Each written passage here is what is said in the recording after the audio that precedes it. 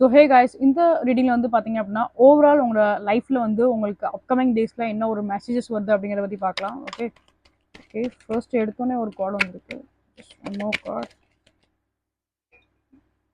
Okay, it's ace of pentacles and the page of wands. Okay, so guys, நீங்கள் சில விஷயங்களுக்காக wait பண்ணுறீங்க அப்படின்னா அது உங்களோட ஏதாவது ஒரு எந்த விதமான ஒரு ஆப்பர்ச்சுனிட்டி வேணாலும் இருக்கலாம். சம் வாட் ஐ திங்க் உங்களோட லவ் லைஃப் கரியர் எந்த ஒரு ஆப்பர்ச்சுனிட்டி வேணாலும் இருக்கலாம். ஸோ அந்த ஆப்பர்ச்சுனிட்டி உங்களுக்கு வந்து கிடைக்கக்கூடிய வாய்ப்புகள் நிறையா இருக்குது.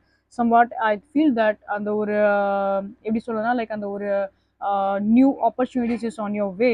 அண்ட் அதுக்கு முன்னாடி வந்து உங்ககிட்ட ஒரு விஷயம் சொல்லணும். ஸோ நீங்கள் இங்கே வந்து ஒரு லேடியை நீங்கள் வந்து ஃபோக்கஸ் பண்ணி பார்த்தீங்க அப்படின்னா சம்வாட் அவங்க வந்து அவங்களோட ஐ வந்து ஒரு பர்சன் மேலே இருக்கு இல்லையா.